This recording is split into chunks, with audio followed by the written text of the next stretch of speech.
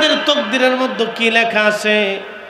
এই জন্য আল্লাহ হযরত আবু বকর সিদ্দিক গোলামকে বললেন, গোলাম হাই হাই করলি, কি খাবার আমারে দিলি? সে সঙ্গে সঙ্গে 2 আঙ্গুল গলার মধ্যে আবু বকর রাদিয়াল্লাহু আনহু ঢুকিয়ে দিলেন। বমি করার চেষ্টা করতেছিলেন, বমি হয় না। সাহাবীরা বললেন, আমিরুল মুমিনিন, এইভাবে যদি হয় আপনি তো মারা যাবেন, আপনি মরে যাবেন। হযরত আবু বকর ডাক দিয়ে বলেন, সাহাবীরা রে, এই খাবারটা হজম হওয়ার আগে আমি যদি মরে যাই, আমি আবু বকরের কপাল ভালো। আর এই খাবারটা যদি বমি হয়ে বের হয়ে যায়, তাহলে আমি আবু বকরের কপাল ভালো।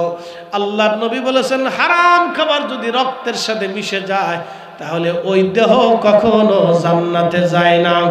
এই খাবারটা আমার পেটের মধ্যে চলে গেল, আমি আবু বকরের হাসরের ময়দানে কি অবস্থা হবে আমি ভয় পাইতেছি। সাহাবীরা, এই খাবার হজম হওয়ার আগে আমি যদি মারা যাই, আমার কপাল ভালো। এরা মুসলমান সাহাবী, কথা কোন ঠিক কিনা?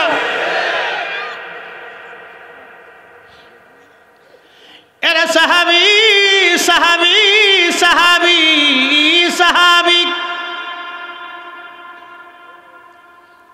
রাসূল কারীমের সাহাবী, এরা সাহাবী। নবীর প্রত্যেকটা সাহাবীর জীবন যদি আপনারা শুনেন, তাহলে বুঝতে পারবেন তারা কত বড় শানওয়ালা ঈমানদার। নবীর একজন সাহাবীর নাম ছিল আব্দুল্লাহ ইবনে হুযাইফা। রোম সম্রাট তাকে ধরে নিয়ে গেল। চিন্তা করতে পারতেছেন, রোম সাম্রাজ্য বর্তমান তুরস্ক, ইউরোপ, আমেরিকা, বিরাট অংশ মিলেছিল রোম সাম্রাজ্য। বাংলাদেশের মতো অন্তত 2-4 হাজার দেশের 2-4 বাংলাদেশের মতো অন্তত 2-4-500 দেশের সমান একটা সাম্রাজ্যের নাম হলো রোমান এম্পায়ার, রোমান সাম্রাজ্য। এই সাম্রাজ্যের বাদশা জানতে পারলেন রাসূলের একজন সাহাবী আমাদের সৈন্যবাহিনীর হাতে ধরা পড়েছে। তো তিনি সাহাবীদের কথা শুনেছেন, নবীর কথা শুনেছেন। তো চিন্তা করলেন, সাহাবী দেখতে চাই, সাহাবী কেমন। রোম সম্রাট বলল, সাহাবীকে ধরে নিয়ে আসো। আব্দুল্লাহ ইবনে হুযাইফাকে ধরে নিয়ে যাওয়া হলো। রোম সম্রাট সামনে তাকে বসানো হলো। রোম সম্রাট বললেন, আপনার নাম কি? বলে, আমার নাম আব্দুল্লাহ ইবনে হুযাইফা। আপনি কি রাসূলের সাহাবী? বলে, হ্যাঁ, আমি নবীর সাহাবী। হ্যাঁ আব্দুল্লাহ ইবনে হুযাইফা, আপনাকে আমি আমার একটা মাত্র কন্যা সন্তান আপনার সাথে বিয়ে দিয়ে দিব। হুযাইফা ইবনে হুযাইফা, আপনি শুধু আমাদের ধর্ম খ্রিস্টান ধর্মে আপনি দীক্ষিত হবেন, আপনাকে আমি রোম সাম্রাজ্য দিয়ে দিব, রাজি আছেননি? আব্দুল্লাহ ইবনে হুযাইফা বললেন, হে রোম সম্রাট, তোমার এই সাম্রাজ্যের বিনিময়ে আমি আমার ঈমান বিক্রি করতে পারবো না। এই জমিনে কালেমার দিন প্রতিষ্ঠিত করার জন্য শাহাদাতের আশা নিয়ে এসেছিলাম। হে রোম সম্রাট, আমি মারা গেলে শহীদ হয়ে যাব, বেঁচে আছি এখনো গাজী। যদিও আমাকে শহীদ তুমি করে দাও, তারপরও বলে দিয়ে যাচ্ছি, তোমার কন্যা বিয়ে করে রোম সাম্রাজ্যের সম্রাট হয়ে আমি আমার ঈমান বিক্রি করব না। একবার জোরে বলা যাবে কি মারহাবা? এরা মুসলমান। আর আমরা মুসলমান মসজিদে ভালো একজোড়া জুতা পাইলে চুরি করে পাই দিয়ে আইটা চলে যায়। কথা ঠিক আছে না? তোমারও এক টুকলার জায়গায় 5 টুকলা ধরে মুসলমান। হযরত আব্দুল্লাহ ইবনে হুযাইফা রাদিয়াল্লাহু তাআলা আনহু, রোম সম্রাট বলল, তাহলে তাকে হত্যা করো। আব্দুল্লাহ ইবনে হুযাইফা চোখের পানি ছেড়ে ছেড়ে কাঁদতেছিলেন। সৈন্যরা যে রোম সম্রাটকে বললেন, সম্রাট, লোকটা কাঁদতেছে, মনে হয় ভয় পেয়ে গেছে। যখন আব্দুল্লাহ ইবনে হুযাইফার কাছে রোম সম্রাট আবার আসলো, ও আব্দুল্লাহ, তুমি কেঁদে দিয়েছ, মনে হয় তুমি ভয় পাইছো, তাহলে বলো, তুমি যদি রাজি হও তাহলে আমার মেয়েটাকে তোমার সাথে বিয়ে দেব, পুরা সাম্রাজ্যের সম্রাট তোমাকে বানায় দিব। আব্দুল্লাহ ইবনে হুযাইফা বললেন, রোম সম্রাট, আমি মৃত্যুর ভয়ে কাঁদতেছি না, রোম সম্রাটে, আমি কাঁদতেছি আল্লাহ কেন আমাকে 1000 জীবন দিল না। যদি আল্লাহ আমাকে 1000 জীবন দিত, এই 1000 বার আমি আল্লাহর নবীর দ্বীন জমিনে প্রতিষ্ঠিত করার জন্য আমি 1000 বার শহীদ হতাম। জোরে জোরে জোরে জোরে জোরে জোরে জোরে। শীতে কি জমে গেছেন? গরম করতেছি। নারে তাকবীর। এ মাইকম্যান আর একটু বাড়াই দেন ভাই। আর না, রাত শীত তো না, আজকে একবারে তুলনাবিহীন শীত চলতেছে, খুব অমায়িক শীত আর কি, বাংলা ভাষা বলতেছি। আল্লাহকে তোমরা একটু শীত দিয়ে পরীক্ষা করে দেখি যে থাকো না পালাও। শয়তানে কারো হাতে লটপটি চটপটি বাদাম সানাসুর দিয়ে করে চলে যা বাড়ি, তোর বসে থাকা লাগবে না, ও চলে গেছে বাড়ি। কি কথা কান না কে? তারপরে আবার চাবি চুবি দিয়ে গেছে তুই বাড়ি চলে যায়, শীতের মধ্যে বইয়েরই সুদকে, তো ও চলে গেছে বাড়ি। ও শয়তানের কাছে পরাস্ত হয়েছে, আমরা এখনো বিজয়ী আছি। কথা বলেন ঠিক না বেঠে? হাত উঁচু করে বলেন ঠিক না বেঠে? আমরা পাস। যারা বলেন আমরা কি? আমরা কি? আমি পাস করছি না, আল্লাহ করাইছে। আল্লাহ করাইছে। কেন? আপনি বসে রয়েছেন, আপনার কি বাঁধতে রাখছি আমরা? চলে গেলে কি জোর করে বেঁধে রাখবো? বসে রয়েছেন কেন? আল্লাহর জন্য। কথা ঠিক আছে না ভাই? আমরা পাস। وَلَنَبْلُوَنَّكُمْ بِشَيْءٍ مِّنَ الْخَوْفِ وَالْجُوعِ وَنَقْصٍ مِّنَ الْأَمْوَالِ وَالْأَنفُسِ وَالثَّمَرَاتِ।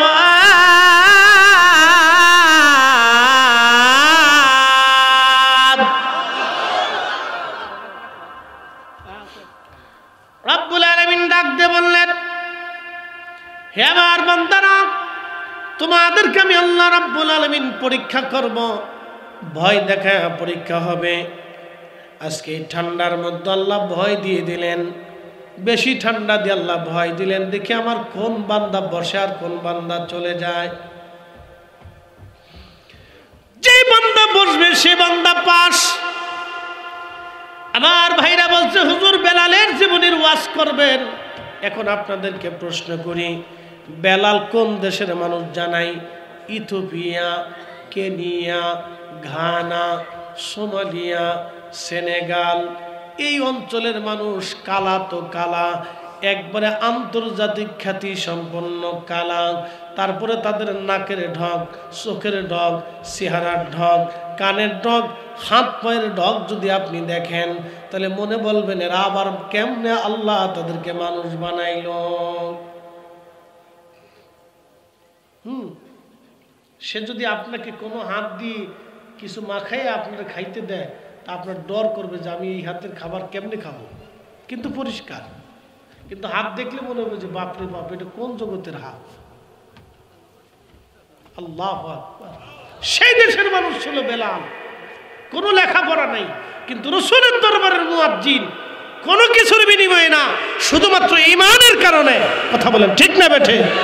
রাসূল প্রেমের কারণে, ইশকে রাসূলের জন্য আশিক রাসূল হয়েছিল। ভারতে যখন মুসলমানদেরকে পিটায় তখন বলে বল জয় শ্রীরাম। দেখেন না আপনারা, ভারতে মুসলমানদেরকে মারে আর বলে বল জয় শ্রীরাম।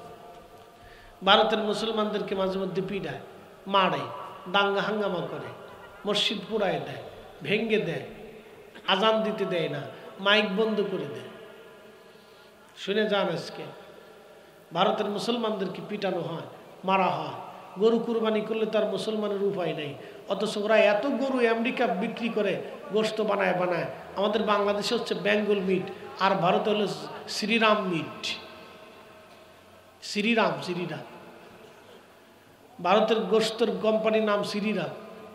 জয় শ্রীরামকে মুসলমান মারে গরু কুরবানি করলে, অথচ তারা শ্রীরামের নামে যেই কোম্পানি হাজার হাজার গরু জবাই করে প্রত্যেক বছরে লক্ষ লক্ষ টন মন গরু আমেরিকা গোশত পাচার করে। গোশত বিক্রি করে রপ্তানি করে, এই সময় ওরা জায়েজ মনে করে হালাল হয়। আর মুসলমান গরু কুরবানি করলে তখন মুসলমানদেরকে বলে গো হত্যা করতেছে, গো মাতা হত্যা করতেছে, গরুর মারে হত্যা করতেছে, আমাদের মাকে হত্যা করতেছে যেন মুসলমান পিটাও, মা হত্যা করতেছে যেন মুসলমান পিটাও। হ্যাঁ, জয় শ্রীরামে যখন এই কোম্পানি মা জবাই করে যখন গোশত বিক্রি করে তখন আর কিচ্ছু হয় না, মুসলমান গরু জবাই করলে তখন গো হত্যা করতেছে, মুসলমান পিটাও। কি কথা কন না কেন? মুসলমান পিটাও। উদর ফিনটি বুদুর করে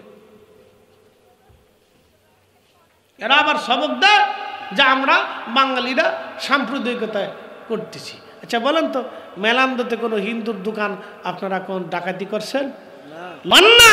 অন্যায় ভাবে তার দোকান থেকে মাল আপনি কিনে এনে ডাকাতি করে নিয়ে এসে ওই টাকা দিয়ে গরুর গোশত খাবেন না, আপনি শুয়োরের গোশত খাবেন। কি কথা কন না কেন? ওই গরুর গোশত আর শুয়োরের গোশতের মধ্যে কোনো তফাৎ নাই, আমরা জানি এটা অন্যায়। আর এরা ভারতে মুসলমান পিটায় মারে আর খালি জয় শ্রীরাম বল। তো অনেক মুসলমান আছে ডরে বাঁচার জন্য বলে ফেলে জয় শ্রীরাম।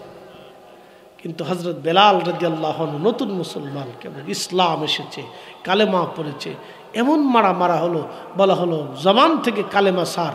বেলাল শুধু বলতেই লাগলো আহাদ আহাদ, আল্লাহ এক, আল্লাহ এক, আল্লাহ এক, আল্লাহ এক, আল্লাহ এক, আল্লাহ এক, আল্লাহ এক। একসাথে বলা যাবে আল্লাহু আকবার। ঈমান কত মজবুত ছিল। তেলের গাড়ি তেলে চলে,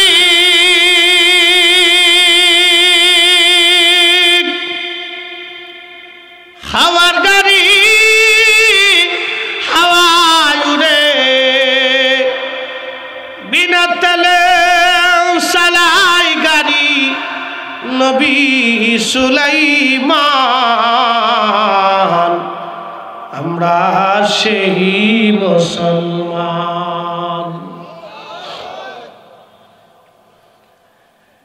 এ মিয়াবাজারবাসী, মাদারগঞ্জবাসী, কথাগুলি ভালো করে শুনে যাবেন বাবাজি আমার, মায়েরা, মহিলারা যারা শোনেন। হযরত বেলালকে ধরে নিয়ে যাওয়া হলো। ও মা বোনেরা, শুধু বেলালকে নেই, তারা হযরত সুমাইয়াকে ধরে নিয়ে গেল। একজন নারী কেবলমাত্র কালেমা পড়েছে, তিনি অত্যন্ত দারিদ্র পীড়িত দরিদ্র মানুষ ছিলেন।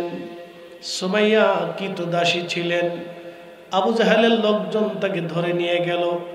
একজন দাসী গরিবের কি করে সাহস হয় মুসলমান হওয়া? অপরাধ কিছুই ছিল না, তারা মানুষ হত্যা করে নাই, চুরি করে নাই, ডাকাতি করে নাই, শুধুমাত্র কালেমা পড়েছিল সুমাইয়া। এ মা বোনেরা শুনে যাও, আজকে আমার দেশে কত ফুচকা খাওয়া সুমাইয়া হয়েছে, কত চটপটি খাওয়া সুমাইয়া, কত বেপর্দা বেহায়া সুমাইয়া। অভাব নাই বাবা, দেশে অভাব নাই। কথা কর না কেন, ঠিক না বেঠে?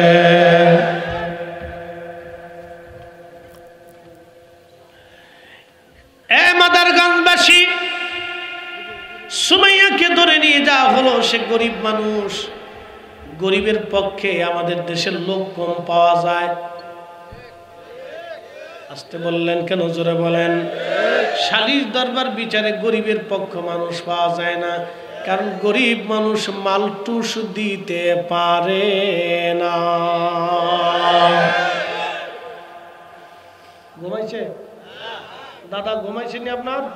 গরিবের পক্ষে সালিশ দরবার আসে না, গরিবের পক্ষে আদালত নাই, গরিবের পক্ষে পুলিশও নাই। মাল দিতে না বললে কথা কয় না। কথা কয় না কেন? যা বলবো হক কথা বলবো। এদেশে কয়জন গরিবের নাই বিচার হয় দেখেন তো আমাকে? চোখ টিভিতে বিচার হয়, মতের টানে বিচার হয়, গোষ্ঠীর টানে বিচার হয়, পয়সার টানে বিচার হয়। নিরপেক্ষ বিচার কয়টা? খুব কম সংখ্যক নিরপেক্ষ বিচার হয়। কথা ঠিক আছে না বাপ? যার কারণে আকাশে বৃষ্টি হয় না, আমাদের তকদিরের পরিবর্তন হয় না। নামাজ না পড়লে বৃষ্টি বন্ধ হয় না, কথা আল্লাহ রাসূল বলেন নাই। আল্লাহ নবী বলছেন অন্যায় বিচার পৃথিবীতে হলে বৃষ্টি বন্ধ হবে, আল্লাহর গজব নাযিল হবে, দুর্ভিক্ষ হবে, বিভিন্ন নতুন নতুন রোগ আল্লাহ সৃষ্টি করবে শুধু অন্যায় বিচার এক মহিলাকে রসুলের কাছে ধরে নিয়ে আসা হলো। নবীজি বললেন, ধরে আনছো কেন? বলে, হুজুর চুরি করছে। আল্লাহর নবী বললেন, আল্লাহর কোরআনের বিধান মোতাবেক হাত কেটে দাও। সৌদি আরবে এখনো হাত কাটা হয়। একসাথে বলবেন আল্লাহু আকবার। এখনো সৌদি আরবে হাত কেটে দেয়। চুরি করবেন, হাত কেটে দিবেন। জেনা করবেন, গলা কেটে ফেলবে, কোনো অসুবিধা নেই। যদ্দূর পারেন ওখানে যে জেনা করবেন, ধরা পড়লে গলা শেষ। তো খুব মনোযোগ দিবেন। আল্লাহর নবী বললেন, হাত কেটে দাও। সাহাবা একরাম বললেন, ইয়া রাসূলুল্লাহ, সে সম্ভ্রান্ত পরিবারের মেয়ে, বংশীয় মেয়ে, হাত কাটাটা কি মাফ করে দেওয়া যায় না? রাসূল করিম জালালি হয়ে গেলেন। এই সাহাবীরা, আল্লাহ এই জমিনে আমাকে ইনসাফ প্রতিষ্ঠিত করার জন্য পাঠিয়েছেন। একসাথে বলবেন আল্লাহু আকবার। আল্লাহ আমাকে এই জমিনে ইনসাফ প্রতিষ্ঠিত, ন্যায় প্রতিষ্ঠিত করার জন্য পাঠিয়েছেন। ন্যায় প্রতিষ্ঠিত করার জন্য আমাকে পাঠিয়েছেন। আমার পূর্ববর্তী নবীদের উম্মতরা শুধু ধ্বংস হয়ে গেছে অন্যায় বিচার করার কারণে, অন্যায় করার কারণে, ন্যায়ের উপরে না থাকার কারণে তারা ধ্বংস হয়েছে। আল্লাহ আকাশ থেকে পাথর নিক্ষেপ করেছে, দুর্ভিক্ষ দিয়েছে, আগুন নিক্ষেপ করেছে, ভূমিধস দিয়ে তাদের ধ্বংস করেছে শুধু অন্যায় করার কারণে, অন্যায় বিচার করার কারণে। হ্যাঁ সাহাবীরা, আমি রাসূলের কন্যা ফাতেমাও যদি চুরি করত, আমি রাসূল নিজে হাতে তার হাত কেটে দিতাম। একসাথে বলবেন আল্লাহু আকবার। আরো জোরে বলেন আল্লাহু আকবার। এই জন্য আমাদের দেশে বৃষ্টি হয় না ঠিক মতো, খাবার হয় না, ভাগ্যের পরিবর্তন হয় না, মানুষ এখন ভিক্ষা করে, ঠিক মতো 3 বেলা খাইতে পারে না, শুধুই অন্যায় বিচার হওয়ার কারণে। আপনি ইউরোপে যান তো, ইউরোপে যায় আপনি টাকা দিয়ে ফরমালিন ঢুকাইতে পারবেন না। বাংলাদেশে হোটেল ব্যবসায়িক, ঢাকা শহরে বড় বড় হোটেল ব্যবসায়িক মরা মুরগি কিনে নিয়ে মুরগি চালাই দেয়, মরা মুরগি চালায়। ছি ছি ছি ছি, এটা মুসলমান তো পরে হিসাব, মানুষ হয়েছে কিনা আগে দেখেন। খাসির গোশের বদলে কুত্তার গোশত চালায় দেয়। এটা মানুষ হইল কেমনে? মুসলমানের হিসাব পরে করে। মানুষ হয়েছে কিনা দেখেন। যে লোক তারা নিজের বোনের জমি বুঝাই দেয় না, মুসলমানের হিসাব পরে করেন, আগে মানুষ হয়েছে কিনা দেখেন। যে লোক তার আপন ভাতিজা ভাতিজির সম্পদ বুঝাই দেয় না, সেই লোকটা মুসলমানের হিসাব পরে করেন, আগে মানুষ হয়েছে কিনা দেখেন। যে লোক খাবারের ভিতর ফরমালিন মিশা, মুসলমানের হিসাব পরে করেন, আগে মানুষ হয়েছে কিনা এটা চিন্তা করেন। কি কথা কর না কেন? কষ্ট হইতেছে আমার কথা। আমাদের ওয়াজ বাবা এদেশের হাজার হাজার কোটি টাকার মালিক শোনে না, সচিবের শোনে না, এসপি শোনে না, ডিসি শোনে না, যারা প্রশাসনের বড় বড় কর্মচারী কর্মকর্তা, এরা আমাদের ওয়াজ শোনে না। ওয়াজ শোনে আমাদের দেশে সাধারণ মধ্যবিত্ত, নিম্নবিত্ত, শ্রমিক, দিনমজুর, এরা ওয়াজ শোনে। এরা ওয়াজ শুনে এরা কান্দে, এরা ঠিক ঠিক বলে, এরা ওয়াজে বসে, এরা ওয়াজ সাজায়, এরা ওয়াজ শোনে। যুবকরা করে, বিদেশিরা করে, মধ্যবিত্তরা করে, মাস্টাররা করে। এলাকার এই মোটামুটি যারা ধনাঢ্য, তারা হয়তো অতিথি হিসেবে আইসে থাকে এবং আইসে বসে, তাও টাইম পায় না। এ আইলো 2 মিনিট বইল, এরপরে চলে গেল। এরপর অনেক রাজনীতিবিদরে ফোন দিলে কয়, আমি এই অসুস্থতা বোধ করতেছি। সারা জীবনে যে কত শুনছি, অসুস্থতা বোধ করতেছি, তার বোধই গেল না, আহে না। তো আজ যারা শোনার দরকার তারা শোনে না। সরকারের উচিত ছিল প্রত্যেক সরকারি কর্মচারী কর্মকর্তাদেরকে বাধ্যতামূলক শুক্রবারের দিন খতিব সাহেবের ওয়াজ শোনা, আর খতিব সাহেবকে বলা উচিত ছিল বাধ্যতামূলক কায়দা মতো একবারে বাটাম সালাম দিয়ে ওয়াজে ধুলাই দিয়ে গাইতে মতো বুঝাই দেওয়া। কথা খারাপ করছি ভাই? এটা করলে কিছুটা হলেও চুরি বাটপারি বন্ধ হইত।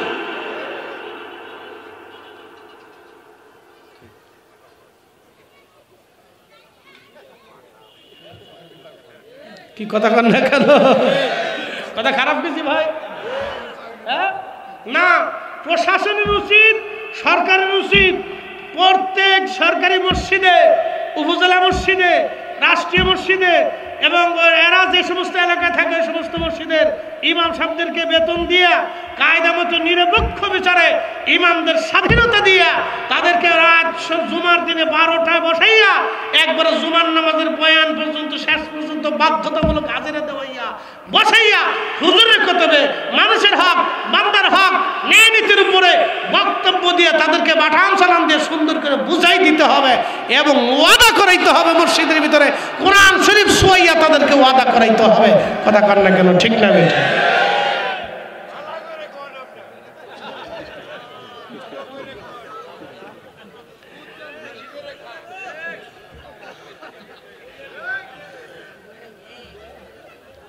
দরকার আছে।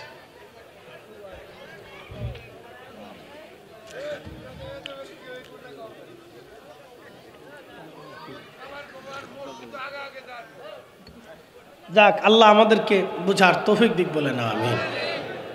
আমি একটু গলাটা দাঁড়াই লইলাম। আপনারা আছেন তো? হাসনি আসেননি আসেননি? নারে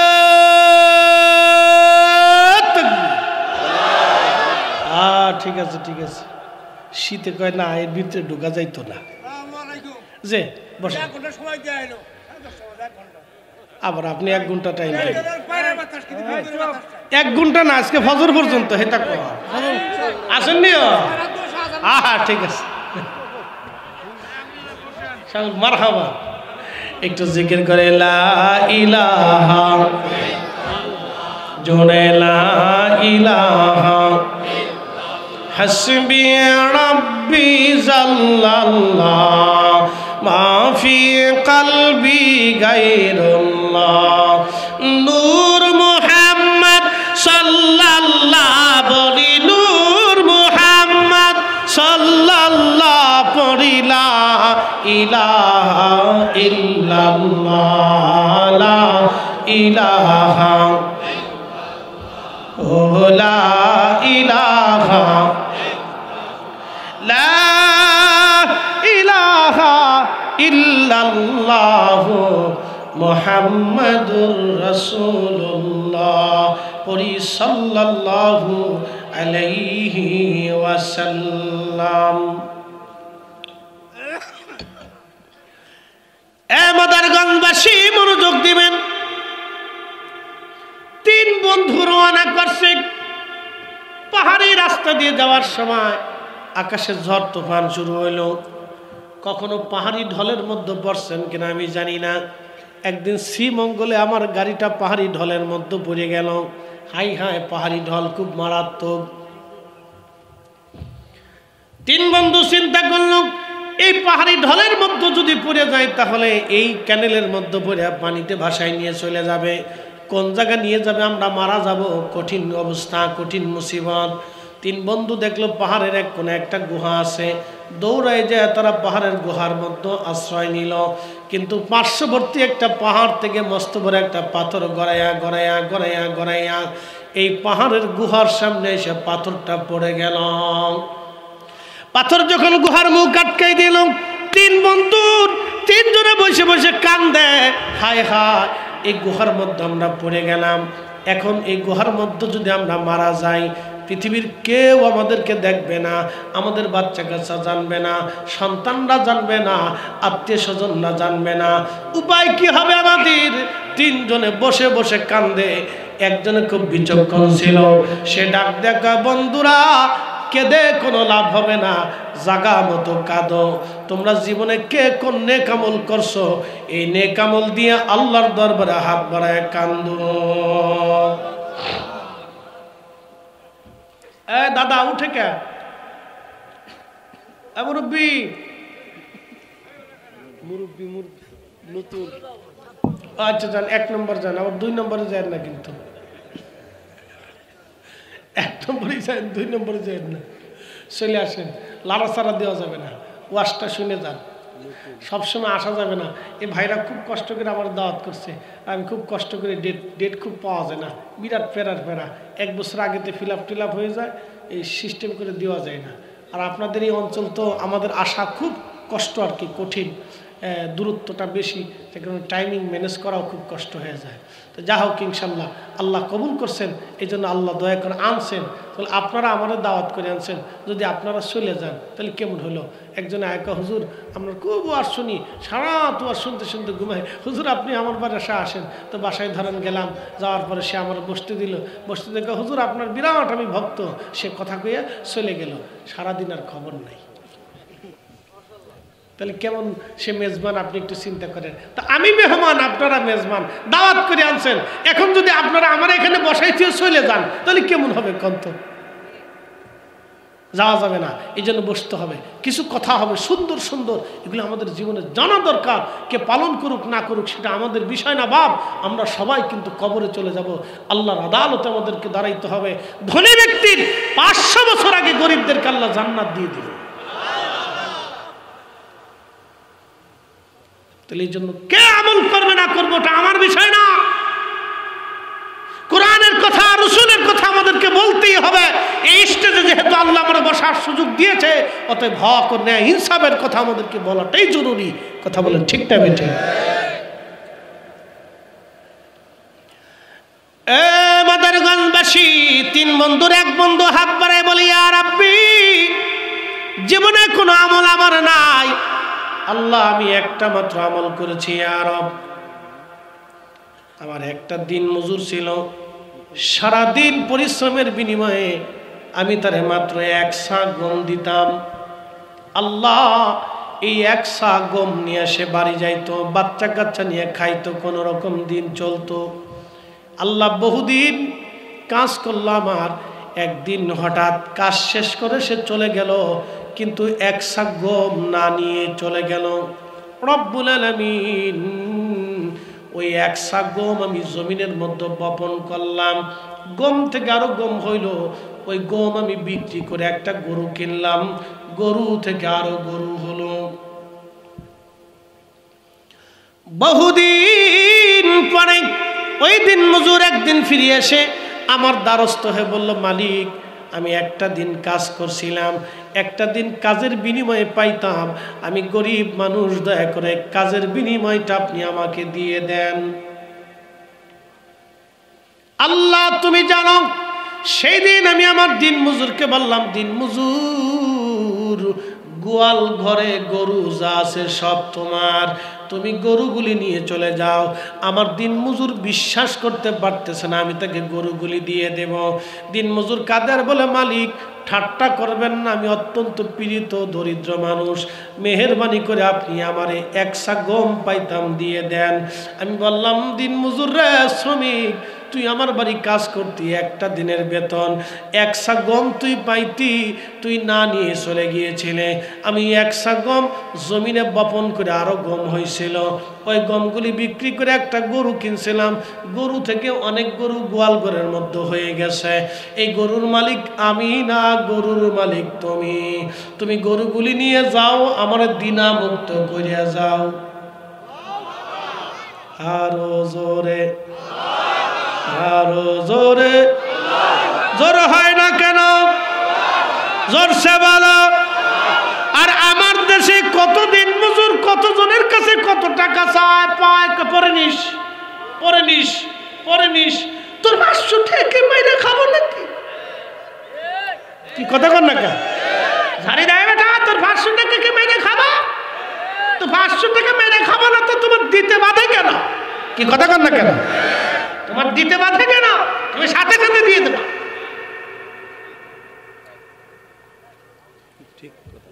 কথা ঠিক আছে না ভাই? তো সাথে সাথে দিয়ে দাও, তুমি ঘোরাচ্ছ কেন?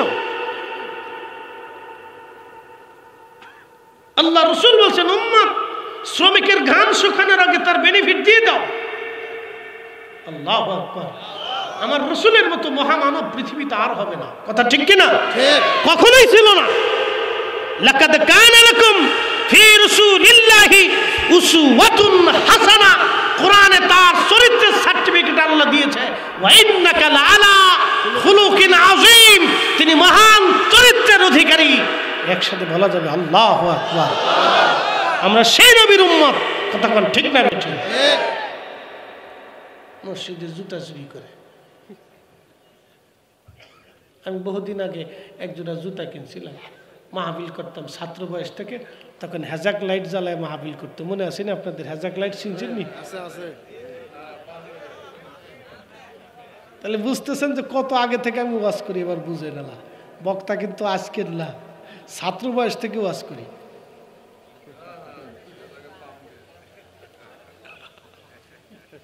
এই জগৎ থেকে আমি ওয়াজ করি।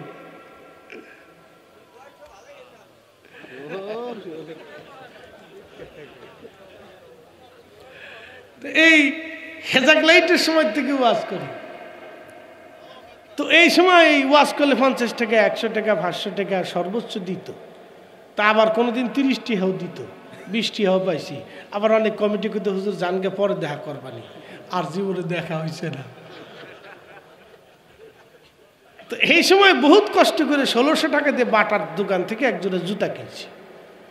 তো এই জুতা কিনে, তখন তো বিয়ে থা করি না, যুবক বয়স, ছাত্র মানুষ, বুঝছেন না, তখন তো ছাত্রকালে এই যুবককালে মানুষ একটু পোশাক আশাক বাঙ্কু চঙ্কু করে, বুঝলেন না, এই বয়সে আর কি, বয়সের দোষ তো। ওই সময় ভালো পোশাক টুশাক একটু ফ্রেশ ট্রেশ থাকে। তো এই বাপ বুপ দিয়ে স্টেজে এসে ওয়াশ টোয়াশ করে নাইমে দিই, আমার জুতাই নাই। এই যে মাইক ধরে গেলাম, তোকে আল্লাহর দোহাই লাগে আমার জুতা জোড়া দিয়ে যা। আর জীবনে পাইছি না। পরে এক মুসল্লিকা, হুজুর আমার এক সিরা প্লাস্টিকের স্যান্ডেল আছে, নিয়ে যান। আপনার একবারে কিছু না থাকার চাইতে থাকা ভালো, দেখেন। এরপরের থেকে আর আমি দামি জুতা কিনি না। 150 টাকা, 200 টাকা, 300 টাকা, 500 টাকা, সর্বোচ্চ 700 টাকার জুতা। এটা 700 টাকা দিয়ে বছর কিনছি, যা নিয়ে যাবি, চলে যা, অসুবিধা নাই, চলে যা। জুতার দাম কমাই দিচ্ছে এই দিন থেকে, যাও। আল্লাহু আকবার। আমার মসজিদের ওই যে আমার ভাই বলে গেল, ভাই হলো পোস্তগোলা, আব্দুল কাইম সাহেব হচ্ছেন পোস্তগোলা নদীর ওই পাড়ে, আমি হচ্ছি এই পাড়ে। তো আমার মসজিদের গিরিল কাটছে, মসজিদের গিরিল কাটছে, তারপরে তালা কাটছে, 3 তালা কাইটিয়ে সরে টাকা লয়ে গেছে। অনেক টাকা জমছে, প্রায় মানে 8-10 লাখ টাকা ছিল মসজিদে। প্রত্যেক জুমাতে 20,000, 30,000, 25,000 টাকা উঠে, এমনি শুধু ব্যাগ কালেকশন, এমনি মানুষ দেয়। তো এই মনে করেন যে ওর অনেক টাকা জমছে, সরে লয়ে গেছে। মুতল্লিকা, হুজুর একটু দোয়া করে দেন যাতে শরীরে আল্লাহ হেদায়েত দেয়। একবার মুতল্লি শাম গিরিল কাটছে, 3 তালা কাটে, যেই সরে মসজিদের টাকা নিছে হলো 2300 চোরের চোর। এই আমার দোয়াই কি এই বেটা টিয়া দিয়ে যাইব? তো মারাত্মক চোর, চোর খারি কর, একবারে অন্তরে মোহর মারা চোর, যে মসজিদের টাকা চুরি করে তো 60 টাকানিক চোর না রে বাপ, মারাত্মক চোর। কি কথা ঠিক আছে না বাপ? ও খুব সিরিয়াস চোর। তো খুব মনোযোগ দিন, আমরা আথা মুসলমান, আল্লাহু আকবার। সেই দিনের মুসলমান কত দামি, একটু চিন্তা করেন। বলি, ইয়া রব, আমার তো কোনো নেক নাই আল্লাহ, আমি ওই দিন মজুরের গরু তারে দিয়ে বললাম, তোর গরু তুই নিয়ে যা, আমার দিন আমারে মুক্ত করে দে। তা আমার দিন মজুর হাসতে হাসতে খুশি মনে সে গরুগুলি নিয়ে চলে গেল। আল্লাহ, যদি এই আমলটা তোমার পছন্দ হয়, আজকে গুহার সামনে মস্ত বড় পাথর পড়ে গেছে, আল্লাহ তুমি পাথর সরায় দাও। আল্লাহর নবী সহিহ বুখারীর কিতাবুল আম্বিয়াতে বললেন, ঠাস করে পাথরের 3 ভাগের 1 অংশ সরে চলে গেল। যদি বলা যাবে না আল্লাহু আকবার। দোয়া কবুল হয়নি? কথা কন না, দোয়া কবুল হয়নি? দোয়া চলবে নি? দোয়া করবেন নি? বেশি বেশি করে করবেন। দোয়া কখনো বিফল হয় না, দোয়া নষ্ট হয় না, দোয়া কবুল হয়। দোয়ার 3টা হালত হয়, হয় নগদ নগদ পাবেন, না হয় মরার আগে পাবেন, আর না হয় মরার পরে অবশ্যই পাবেন। দোয়া মিস হয় না, দোয়া কখনো মাহরুম হয় না। দোয়া থেকে মুসলমান ফিরবেন না, বেশি করে দোয়া করবেন। খাবার পরে করবেন, কবরের পাশে দাঁড়ায় করবেন, গোরস্থানে যায় করবেন, মসজিদে করবেন, নামাজের পরে করবেন, মাহফিল শেষে করবেন। দোয়া চলতেই থাকবে। চাবেন আল্লাহর কাছে, যার কাছে চাবেন তিনি আপনাকে দিবেন। উদউনি আস্তাজিব লাকুম, কোরআনে রব বললেন, আমার কাছে চাও আমি তোমাকে দেব। ইন্নাল্লাযীনা ইস্তাকবিরুনা আন ইবাদাতি সাইয়াদখুলুনা জাহান্নামা দাখিরিন। যদি না চাও এই ইবাদত থেকে নিজেকে গুটাও, তো আমি রব তোমাকে অচিরে কঠিন অপদস্থ অপমান করে জাহান্নামে নিক্ষিপ্ত করব। অতএব ইবাদত ছাড়বেন না। আল্লাহ কবুল করুক, বলেন আমিন। ইনসাফ, ইনসাফের কথা বললাম। ইন্নাল্লাহা ইয়া'মুরু বিল আদলি ওয়াল ইহসানি ওয়া ইতা'i যিল কুরবা।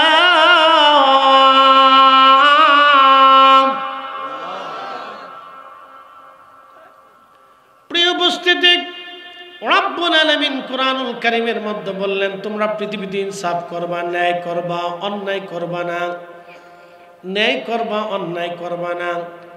মনোযোগ দেন। হযরত সুমাইয়াকে ধরে নিয়ে আসা হলো। গরিব মানুষ, সেই দিন কেউ তার পক্ষ ছিল না। ও মা বোনেরা, মাদারগঞ্জবাসী আপনারা শুনে যাবেন। হযরত সুমাইয়াকে ধরে এনে হাত পা বাঁধা হলো। আবু জাহেল একটা বর্শা হাতে নিয়ে, বর্শা তো আপনারা চিনেছেন, যুদ্ধের একটা অস্ত্রের নাম বর্শা। এই বর্শাখানা হাতে নিয়ে হযরত সুমাইয়া রাদিয়াল্লাহু আনহার গুপ্তাঙ্গে বর্শা দিয়ে খুঁচিয়ে খুঁচিয়ে খুঁচিয়ে খুঁচিয়ে নির্মমভাবে তাকে হত্যা করা হলো। সুমাইয়ার আর্ত চিৎকারে মক্কার আকাশ পাতাল ভারী হয়ে গিয়েছিল। কান্নার আওয়াজে কারো হৃদয় গলে নাই।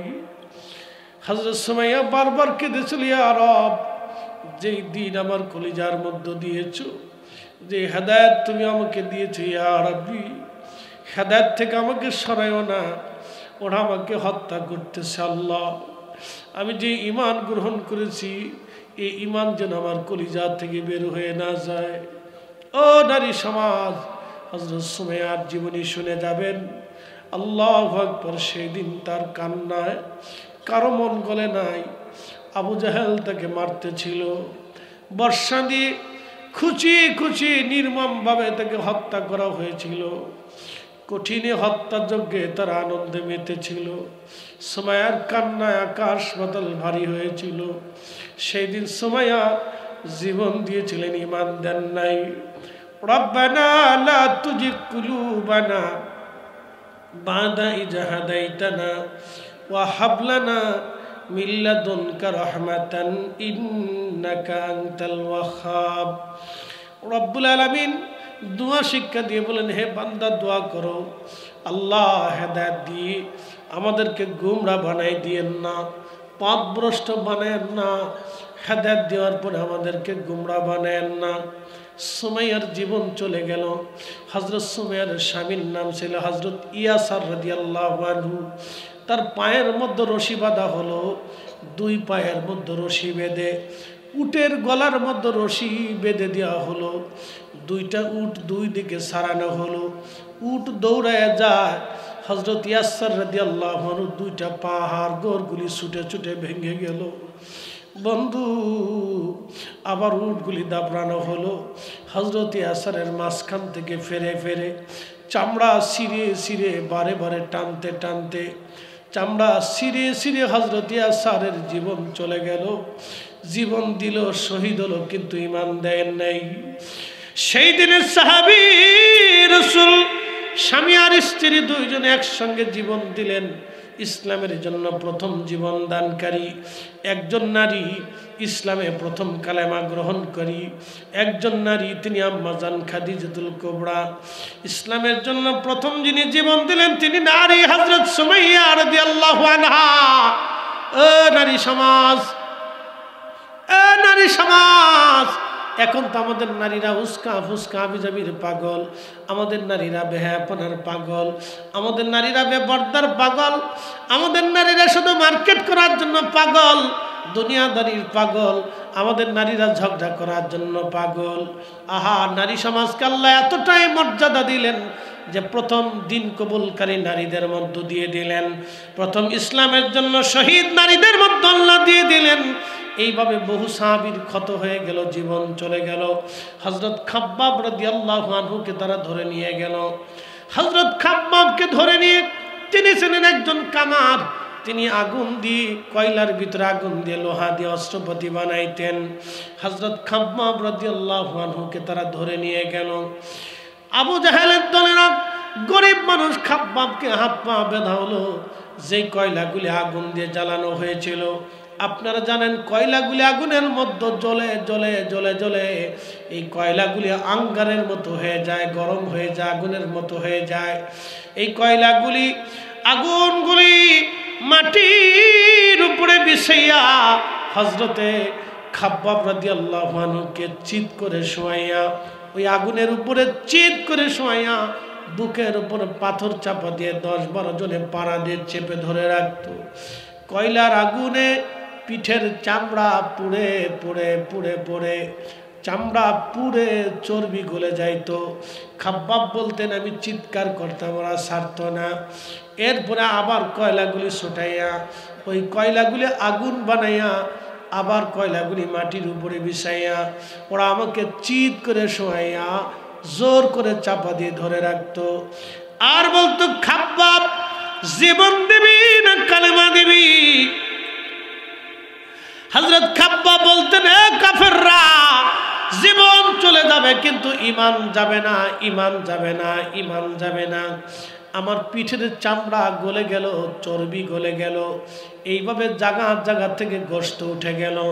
খাব্বাবের পিঠের বিভিন্ন জায়গায় গোশতগুলি উঠে উঠে উঠে উঠে একেবারে জায়গায় জায়গায় সাদা ফ্যাতফ্যাতে হয়েছিল। কিন্তু হযরত খাব্বাব সেই দিন কালেমা দেন নাই, গোশত দিয়েছিলেন, কালেমা দেন নাই। বেলালকে মারে গেলেন। তো নবী তো আর কিয়ামত পর্যন্ত পৃথিবীতে থাকবে না, ফয়সালা তো আল্লাহর। নবীজির ইন্তেকালের সময় ঘনিয়ে গেলেন, আল্লাহর নবী বিদায় নিলেন। আল্লাহর নবীর ইন্তেকালের পরে মদিনাতুল মুনাওয়ারায় সাহাবীরা পাগল পারা হয়ে গেলেন। আহা, 3 দিন পর্যন্ত মদিনায় কারো বাড়ি খাবার ছিল না। 3 দিন পর্যন্ত মদিনায় কারো ঘরে খাওয়া রান্না বান্না হয় নাই। ছোট্ট ছোট্ট বাচ্চারা কাঁদে, মহিলারা কাঁদে, নবী নাই, নবী নাই রে, নবী নাই, নবী নাই। আল্লাহর নবীর একটা উট ছিল, উটের নাম ছিল কাসমা। এই কাসমা উটটা কাঁদা শুরু করলো। তারিখের মধ্যে আসছে একাধারে 3 দিন পর্যন্ত উটটা কেঁদেছিল। আপনারা জানলে বুঝবেন, উট যখন কান্না করে তখন মানুষের মতো চিৎকার মেরে মেরে কান্না করে। 3 দিন পর্যন্ত কাসমাকে কেউ পানি পান করাইতে পারে নাই, খাবার খাওয়াইতে পারে নাই। নবী বিরহ বেদনা কাসমা এভাবে কেঁদেছিল। আমি জানি প্রেমে পাগল সে তো মদিনা, প্রেমানলে পুড়ে মরি, প্রেমানলে পুড়ে মরি, ওহে রব্বানা। আমি জানি প্রেমে পাগল সে তো মদিনা, আমি জানি প্রেমে পাগল সে তো মদিনা। মদিনায় কান্নার রোল। হযরত বেলাল তিনি খাওয়া দাওয়া বন্ধ করে দিলেন। আহা, আজান দেওয়া বন্ধ করে দিলেন, আর আজান দিতে পারেন না। কারণ বিরহ বেদনা এতই মারাত্মক। আপনারা দেখবেন কোন মায়ের সন্তান যদি অকালে মারা যায়, তখন পৃথিবীর সময় ওই সন্তানটাকে ভুলে গেল, মা কখনো ভুলে না। আপনারা দেখবেন গোরস্থানের পাশ দিয়ে কত মানুষ হেঁটে হেঁটে চলে যায়, মা গোরস্থান থেকে বহু দূরে দাঁড়ায় দাঁড়ায় সন্তানের কবরের দিকে তাকায় তাকায় মা কাঁদতে থাকে। সন্তানের বিছানা ধরে মা কান্দে, সন্তানের জামা কাপড় ধরে মা কাঁদে, সন্তানটার বই ধরে ধরে মা কাঁদে, সন্তানের বিছানায় বসে বসে মা কান্দে। পৃথিবীর সবাই ভুলে গেল, মা ভুলে না। এটার নাম বিরহ বেদনা। সন্তানটাকে মা কলিজার ভিতর থেকে ভালোবাসে বিদায়, সন্তানটাকে মা কলিজার ভিতর থেকে ভালোবাসে বিদায়, সন্তানের বিরহ বেদনা মা সহ্য করতে পারে নাই। আশিক রাসূল বেলাল কলিজার ভিতর থেকে নবীকে ভালোবাসতেন, নবীর বিরহ বেদনা সহ্য করতে পারতেছিলেন না। রওজা শরীফ দেখলে তিনি কাঁদেন, মিম্বার শরীফ দেখলে তিনি কাঁদেন, মসজিদে দাঁড়ায় কাঁদেন। নবীর স্মৃতিগুলি দেখে দেখে বেলাল কাঁদে। সহ্য করতে না পেরে ডাক দিয়ে বলে, আবু বকর আমারে বিদায় দিয়ে দাও, আর মদিনায় থাকার সুযোগ আমার নাই। হে রাসূল তোমায় ভালোবাসি,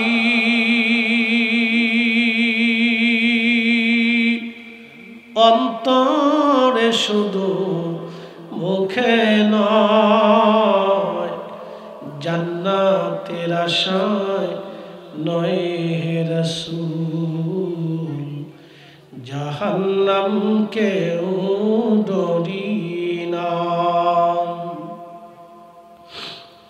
তোমায় পাওয়ার আশায় মন ছুটে যাই মদিনায়, তোমায় পাওয়ার আশায় মন ছুটে যাই মদিনায়। এ আশিক দিদার দাও না, আর দূরে থাকিও না। এ আশিক দিদার দাও না, আর দূরে থাকিও না।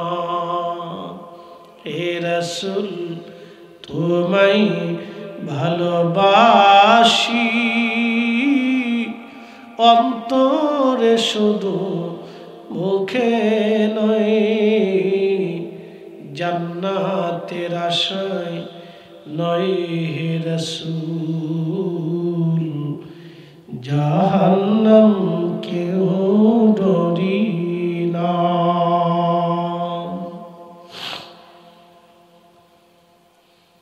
সিরিয়ার দামেস্কে চলে গেলেন বেলাল। বহুদিন পরে ইমাম তাকিউদ্দিন সুবকিয়া শিফাউস সাকামের মধ্যে লেখেন, হযরতে বেলাল বহুদিন পরে ঘুমের মধ্যে ঘুমিয়ে আছেন, স্বপ্ন দেখে রে রাহমাতুল লিল আলামিন বেলালের কুরে ঘরে তশরিফ এনেছে। স্বপ্নে নবী গেলেন, বেলালকে ডাক দিয়ে বললেন, বেলাল তুমি আমার সঙ্গে কেন জুলুম শুরু করছো? বেলাল রে কতদিন হলো তুমি আমি নবীর জিয়ারতে আসো। বেলাল আমি নবীর জিয়ারতে আই রে বেলাল, কেন জুলুম করতেছো? আমি নবীর সঙ্গে আসো। স্বপ্ন দেখার পরে বেলাল স্থির থাকতে পারেন নাই, দ্রুত গতিতে সিরিয়ার দামেস্ক থেকে মদিনায় চলে আসলেন। বুঝতে পারতেছেন একজন আশিক রাসূলকে নবী স্বপ্ন দেখাইছে, আসো আমার জিয়ারতে তুমি আসো রে বেলাল। কেন তুমি আমার জিয়ারতে আসো না বেলাল? আয় আমি নবীর জিয়ারতে আয়। নবীর আশিক রওজাতুল মুনওয়ারাতে এসে তখন কাঠের জালি দিয়ে ঘিরে রাখা ছিল। রওজা শরীফের পাশে বসে কাঠের জালির সঙ্গে মাথা ঠেকাইয়া বেলাল কান্দে, হুজুর গোলামকে আসতে বলেছিলেন, গোলাম আপনার কদম মোবারকে হাজির হয়ে গেছে। নবীজি গোলাম আপনার কদম মোবারকে হাজির। হুজুর আপনি আমাকে আসতে বলেছিলেন, আমি আসছি। এভাবে বসে বসে রওজার পাশে কাঁদতেছে, বিরহ বেদনা বেদনা নিয়ে কাঁদে। নবী গো আমি আসছি, আপনি আসতে বলেছিলেন, গোলাম আপনার কদম মোবারকে হাজির। নতুন মুয়াজ্জিন এসে দেখে নবীর মুয়াজ্জিন বেলাল বসে বসে কান্দে। আহারে সাহাবীদেরকে ডাক দিয়ে বলল, সাহাবীরা গো আসো, নবীর মুয়াজ্জিন বেলাল আমাদের মাঝে ফিরে আসছে। সব সাহাবী ঘর থেকে বের হয়ে মসজিদের নববীতে এসে দেখে সত্যি নবীর মুয়াজ্জিন বেলাল বসে বসে কান্দে। সাহাবীরা ডেকে বলল, নবীর মুয়াজ্জিন, কতদিন হলো তুমি আজান দাও না, তোমার লাহানে আজান শুনি না গো নবীর মুয়াজ্জিন। একটা দিন আজান শোনা নবীর ইন্তেকালের পরে, তুমি আর কোনোদিন আজান দাও নাই গো নবীর মুয়াজ্জিন। বেলাল বলল, সাহাবীরা রে, আমি নিয়ত করেছি আমি আর আজান দিতে পারবো না। আমি কারে আজান শোনাবো বলো? আমি আজান দিলে যে নামাজে আসতো, আজকে আজান দিলে কি সে নামাজে আসবে নি? পারবানি সেই নবীকে নামাজে নিয়ে আসতে? এইভাবে বসে বসে কাঁদতেছিলেন। সাহাবীরা বলল, আমাদের কথায় বেলাল আজান দিবে না। দেখো হাসান হুসেইন আসিনি, তারা রসুলের আওলাদ দৌহিত্র, তাদের কথা অবশ্যই বেলাল রাখবে। হাসান হুসেন রাদিয়াল্লাহু আনহুমা তিনারা দুইজন যখন আসছে রওজা শরীফ থেকে উঠে, বেলাল ইমাম হাসানের বুকের মধ্যে মাথা টেকিয়ে জড়ি ধরে বেলাল কাঁদতেছিল। আহা, সেই প্রেম বিরহ বেদনা কত মধুর ছিল। আমি জানি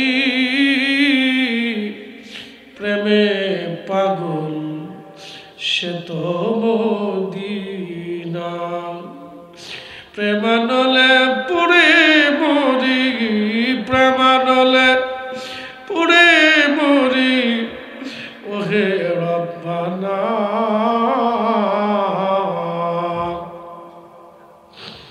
আমি জানি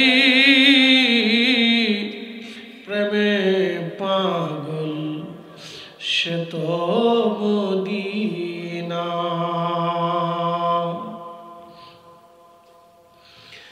নবীর মুয়াজ্জিন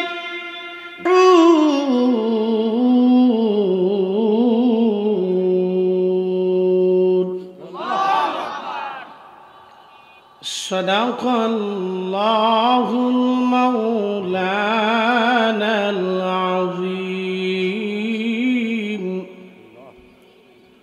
ওয়া সাদাকা রাসূলুহুন নাবিয়ুল হাবিবুল কারীম।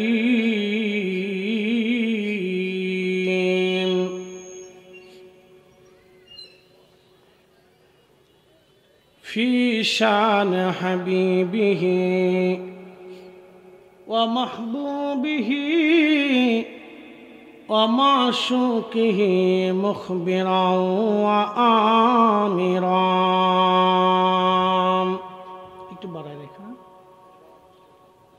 إن الله وملائكته يصلون على النبي يا أيها الذين آمنوا صلوا عليه وسلموا تسليما.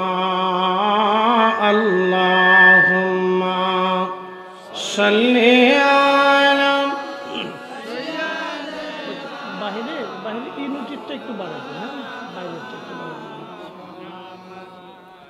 وعلى آل سيدنا.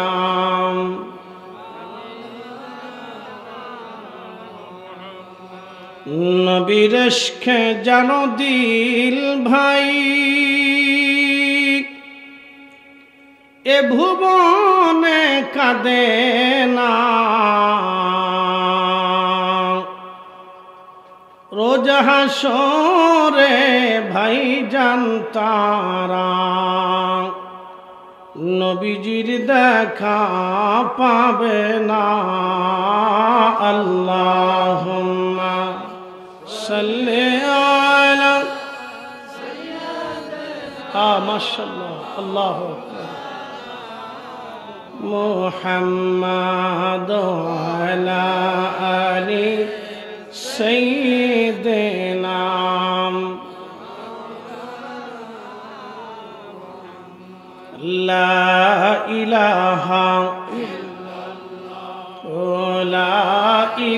ইলাহা হক লা ইলাহা হাসবি রাব্বি জাল্লাল্লাহ মা ফি কলবি গায়রুল্লাহ নূর মুহাম্মদ সাল্লাল্লাহু লা ইলাহা ইল্লাল্লাহ লা ইলাহা হক লা ইলাহা লা ইলাহা ইল্লাল্লাহু মুহাম্মাদুর রাসূলুল্লাহ সাল্লাল্লাহু আলাইহি ওয়াসাল্লাম বালাগাল উলা বিকামালিহি কাশাফাদ দুজা বিজামালিহি হাসনাত জামিউ খুসালিহি সাল্লু আলাইহি ওয়া কালেমা তাওহীদ আরশে লেখা বামেত মুহাম্মদ আকা হাবিবের পাশে হাবিব বসাও বন্ধুর পাশে বন্ধু বসা কালেমাতে আসে প্রমাণ বালাগাল উলা বিকামালিহি কাশাফাদ দুজা বিজামালিহি হাসনাত জামিউ খুসালিহি সাল্লু আলাইহি ওয়া আলিহি। মনিবের আসমানে শুকর গুজার করি যিনি আমাদেরকে দত্তপাড়া বাজার এই অঞ্চলের ভিতর থেকে যাচাই বাছাই করে পছন্দ করে আল্লাহ ভালোবেসে তার বেহেশতের বাগানের মেহমান হিসেবে আল্লাহ কবুল করেছেন। সেই জন্যে আল্লাহর আসমানে আমরা একসাথে শুকরিয়া আদায় করে বলি আলহামদুলিল্লাহ। আরও শুকর গুজার করি সে আল্লাহর যিনি আমাদেরকে অসংখ্য নবী আলাইহিসসালাম এর উম্মতের ভিড়ে আল্লাহ সর্বশ্রেষ্ঠ নবী, সর্বকালের সর্বশ্রেষ্ঠ মহামানব, অতুলনীয় এবং তুলনাহীন একজন শ্রেষ্ঠ মানব, যার জীবনে কোনো আইব নাই, ত্রুটি নাই, খাতা নাই, বিচ্যুতি নেই, একেবারে কলঙ্ক মুক্ত নিষ্পাপ আল্লাহ যাকে পৃথিবীর শ্রেষ্ঠ আদর্শনীয় করেছেন, যার জিন্দিগিকে ফলো করলে একজন মানুষ হাসতে হাসতে দুনিয়া আখিরাতে তরক্কি পাবে। একজন আরেকজন একটু দূরে দূরে বসাই দিলে হইবে, থাক, কাছে কাছে না বসালে ইশারে। ভারত পাকিস্তান পাশাপাশি দিয়ে যুদ্ধ করবো, খালি মাঝখানে একটা বসাই না। বাচ্চারা বসে গেছে আলহামদুলিল্লাহ। ওরা আসা মানে আমাদের জন্য সুসংবাদ। আগামীর দিন ওরা থাকবে, আমরা কবরে চলে যাব। কথা ঠিক আছে না ভাই? 40 বছর আগে আমার কোনো পরিচয় ছিল? আমার বয়স 40। আর 40 বছর আগে সৃষ্টিতে পৃথিবীতে আমার কোনো অস্তিত্ব ছিল না। আবার ঠিক 45 বছর পরে আমি পৃথিবী থেকে একবারে নিশ্চিহ্ন হয়ে যেতে পারি। এই দত্তপাড়ায় 100 বছর বয়সী কোনো ব্যক্তি আছে? কাছাকাছি আছে। অর্থাৎ 100বর্ষী এই ধরেন এই দত্তপাড়ায় 50,000 মানুষের ভিতরে হয়তো একজন থাকতে পারে। তো এত মানুষের ভিতরে মাত্র একজন মানুষ শতবর্ষী বেশি আছে, তার অর্থ হচ্ছে 100 বছর বয়সী যারা ছিল আজকে সব মাটির নিচে চলে গেছে। আগামী 100 বছর পরে আমরা এখানে যারা উপস্থিত আছি, এই বাজারে, দোকানে, ব্যবসাতে, মাহফিলে, প্যান্ডেলে, কমিটিতে, হিলফুল ফুজুল, আমার এই ছোট ছোট যুবক ভাইগুলি, ছোট ছোট বাচ্চারা এই সুন্দর বাগান সাজিয়েছে আলহামদুলিল্লাহ। আমি আমাদের সিলেট, চট্টগ্রাম এই লেনগুলিতে দেখি ছোট ছোট বাচ্চারা মাহফিল সাজায়, যুবকরা মাহফিল সাজায়, ক্লাস 8 পড়ে, 9 পড়ে, 10 পড়ে, অথবা প্রবাসে কাজ করে শ্রমিক, দিনমজুর, সিএনজিওয়ালা, রিক্সাওয়ালা, সেদিন আমার কাছে, আমার ঢাকাতে আমার মাদ্রাসায় আসছে, ওই যে সদরঘাটে নৌকা চালায় না, দেখবেন সদরঘাটে ঠেলা নৌকা চালায়, তো তাদের একটা গ্রুপ আছে, আসছে বলছে হুজুর বহুদিন ধরে খুঁজতেছি আপনাকে, আপনি আমাদের পাশে থাকেন, তো আপনি আমাদেরকে একটা ডেট দেন। তো বলে আমি কি করেন? বলে হুজুর আমরা নৌকা চালাই। আপনি দেখেন এদেশে হাজার হাজার কোটি টাকার মালিক আছে, বড় ইন্ডাস্ট্রির মালিক, বড় গ্রুপের মালিক, তারা কিন্তু একটা মাহফিল দেওয়ার সামর্থ্য রাখে না। বাপ কি কথা কন না কেন? মাহফিল কারা দেয়? মাহফিল দেয় মধ্যবিত্ত, নিম্নবিত্ত এলাকার ছেলেপেলেরা, বিদেশি, প্রবাসী, মধ্য আয়ের মানুষগুলি, এরা আল্লাহরে খুব ডরায়। এই জন্য সামাজিক পরিবর্তন, মানুষের হৃদয়ের চেঞ্জ, মানুষ যাতে ভালো হয়, ভালো কাজের দিকে ধাবিত হয়, সেজন্য তারা অনেক পরিশ্রম করে খেটে খুঁটে বিভিন্ন জায়গা থেকে টেনে টুনে আনে। এর ভিতরে কিছু ব্যক্তিত্ব আছে যারা এলাকার একটু ধনী ব্যক্তিত্ব, তারা তাদেরকে মেহমান বানায়, তাদের কাছ থেকে কিছু অর্থ করিয়ে এনে এরপর একটা মাহফিল সাজায়। কথা ঠিক আছে না ভাই?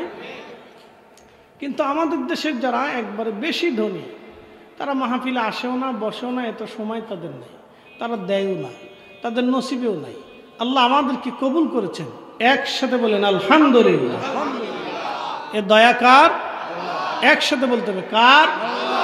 আল্লাহ দয়া করে বিধায় আপনাকে মসজিদের কাতারে দাঁড়া করা, আল্লাহ দয়া করে বিধায় আপনাকে মসজিদের খাদেম বানাইছে, আল্লাহ দয়া করছে বিধায় আমাকে এখানে বসাইছে। নতুবা আমার কি আছে বলুন তো? 40-45 বছর আগে পৃথিবীতে আমার অস্তিত্বই ছিল না। কি আছে আমার? কিচ্ছু নেই, সবই তো ওনার। চোখটা ওনার দেওয়া, জবানটা ওনার দেওয়া, কণ্ঠটা ওনার দেওয়া, দেহটা ওনার দেওয়া, সৌন্দর্য ওনার দেওয়া, হাত পা ওনার দেওয়া, অঙ্গ প্রত্যঙ্গ ওনার দেওয়া, শক্তি ওনার দেওয়া, সূর্যের আলো ওনার দেওয়া, খাবার আলো ওনার দেওয়া, পৃথিবী ওনার দেওয়া, চাঁদ ওনার দেওয়া, এই শীতের এই আপনার আবহাওয়ার পরিবর্তন ওনার দেওয়া, ফসলাদি ওনার দেওয়া, জিব্বা ওনার দেওয়া, হাজার হাজার খাবার ওনারই দেওয়া। তো সবই তো ওনার, তা আমরা আছি কি? কি কথা কন না কেন? আমাকে কিছু আছে? একসাথে বলেন কিছু আছে? যদি এটা বিশ্বাস করেন তাহলে সব কার জন্য হবে? একসাথে বলতে হবে কার জন্য? আল্লাহর জন্য। এই জন্য রব বলছেন কুল, হুজুর আপনি বলে দেন, ইন্না সলাতি, এই সালাত, এই প্রার্থনা, নামাজ, ইবাদত, ও নুসুকি এবং কুরবানি, ও মাহইয়া জিন্দেগি, ও মামাতি মরণ, লিল্লাহি রাব্বিল আলামিন, সব মহান প্রতিপালক যিনি সমস্ত জগৎ সমূহের প্রতিপালক রব, তার জন্যই হবে। একসাথে বলবেন আল্লাহু আকবার। কিন্তু শয়তান কিছু মানুষে লটপটি ধরাবে, চটপটি ধরাবে, বাদাম ধরাবে, প্যাঁপু প্যাঁপু প্যাঁপু, বুঝছেন না? বাচ্চা কান্দে, প্যাঁপু প্যাঁপু কিনে দিয়ে বাচ্চারা কোলে করে নিয়ে আস্তে আস্তে হাঁটতে হাঁটতে শয়তান কবে বাড়ি চলে যা, শীত পড়ছে, এখানে থাকার দরকার নাই। ও শীতের ডরে আস্তে করে বাড়ি চলে যাবে। কি কথা কন না? তার মানে শয়তান এর উপরে বিজয় হয়েছে। আল্লাহ আমরা কবুল করে আল্লাহর বেহেশতের বাগানে বসাই দিয়েছে। একসাথে বলবেন আল্লাহু আকবার। মানুষ পৃথিবীতে বাঁচে কত বছর? আমাদের বর্তমান বাংলাদেশে গড় আয়ু হচ্ছে মনে হয় 60-65 না, 60-65 এরকম। তো জাপানে মনে হয় একটু বেশি, 70-75 বা 80 এরকম হবে। বাংলাদেশে 60-65। তাও 40 বছর পরের থেকে মানুষের রোগে ধরে, নানান রোগে ধরে। এই যেখানে যে হুজুর বসে আছেন দেখেন, এই আমাদের বয়সে ওনারা খুব তেজদীপ্ত ছিল, এখন বয়সের তাড়নায় দুর্বল হয়ে গেছে। কথা ঠিক আছে না ভাই? যত মুরব্বীরা আছে, এটা আমাদের বয়সে তারা তেজদীপ্ত ছিল, কিন্তু বয়সের তাড়না এখন দুর্বল হয়ে গেছে। তো খুব মনোযোগ দেন। তো 60-65 বছর গড় আয়ু আমাদের দেশে, তো কতদিন বাঁচে? তো এই 60 বছরই ধরলাম। তো 60 বছরের মানুষ 24 ঘন্টায় 8 ঘন্টা বিশ্রাম করে ঘুমায়। মানুষের ঘুমের লিমিট কিন্তু 8 ঘন্টা। 8 ঘন্টা করে ঘুমাইলে সে পারফেক্ট থাকে, সুস্থ থাকে। তা 8 ঘন্টা সে ঘুমায়, বাকি 16 ঘন্টা। তার মানে 60 বছরের 20 বছর ঘুমে চলে গেল, বাকি 20 বছর হেলায় হেলায় চলে যায়। কি কথা ঠিক আছে না? বাকি 20 বছর সাংসারিক ঝামেলায়, চাকরি বাকরি, পড়াশোনা, ব্যবসা বাণিজ্য ইত্যাদি, এটা সেটা চলে গেল। তো তো আপনি একটু হিসাব করেন তো যে 24 ঘন্টায় আপনি কতটুকুন আল্লাহর কাজ করছেন। আমার আর ওয়াজ লাগবে না, আমার ওয়াজ করে আপনাকে বুঝাইতে হবে না, শুধু আপনি ফিকির করেন। ইয়াতাফাক্কারুনা ফি খালকিস সামাওয়াতি ওয়াল আরদ, কোরআন বলতেছে তুমি ফিকির করো, চিন্তা করো, तमाम সৃষ্টি নিয়ে তুমি ভাবো। একসাথে বলবেন আল্লাহু আকবার। কে ভাবতে বলছে? আল্লাহ বলছেন তুমি ভাবো। নাস্তিকরা বলে যে আল্লাহ নাই, যারা দেখা যায় না তাকে মানি না। তো নাস্তিকরা বলবেন নাস্তিক, আয়না ছাড়া তুমি তোমার চেহারাটা আগে দেখো। কি কথা কর না কেন? তোমার আল্লাহ দেখা লাগবে না, তুমি আগে তোমার নিজের চেহারা আয়না ছাড়াই দেখে দেখো। তো আয়না ছাড়া তোমার চেহারাটা তুমি আগে দেখো, তুই বোঝা যাবে তুমি আল্লাহ কেমনে দেখবা।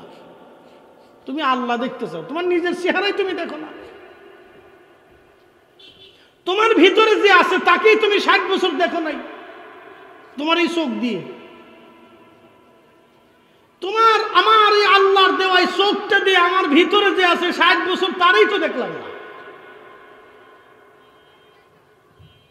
তাকে যে নিয়ে গেল, আমার চোখের সামনে কতজনকে নিবে, আপনার চোখের সামনে কতজন চলে যাবে, কিন্তু দেখা হবে না। যে নিল তাকেও দেখলেন না, যাকে নিল তাকেও দেখলেন না, যার হুকুমে নিল তারও দেখলেন না, যে জগতে নিল সেই জগতও দেখলেন না। তো যাকে নিছে সেও সত্য, যে নিছে সেও সত্য, যার হুকুমে নিছে সেও সত্য, যেই জগতে নিছে বারজাখের জগৎ সেই জগৎও সত্য। আপনাকে এগুলি ফিকির করতে হবে, চিন্তা করতে হবে, যেটা সত্য। 60 বছরের জীবনের 16 আনা জীবনের 15 আনা জীবন আমাদের হেলায় হেলায় চলে গেল। হ্যাঁ নাটোরবাসী, আমি ফরিদি সাহেব ইচ্ছা করলে এদিকে আসার সুযোগ আমাদের হয় না, কারণ আমাদের থেকে এখানে সার্ভিস দেওয়াটা বড় দূর হয়ে যায়। খুব মনোযোগ দিবেন, হয়তো আজকে আসছি আর কোনো দিন আসার সুযোগ আমার নাও হতে পারে। দুটি কথা শুনে যাবেন। প্রচণ্ড শীতে আমি জানি অনেক মানুষ আসবে না। আজ গতকালকেও মাহফিলে শীতে লোক কম দেখেছি, আজকেও কম হবে। কেন কম হবে? আল্লাহ কোরআনে বলে দিলেন, ওয়ালানাবলুওয়ান্নাকুম বিশাইইম মিনাল খাউফি ওয়াল জু'i ওয়া নাকসিম মিনাল আমওয়ালি ওয়াল আনফুসি ওয়াস সামারাত।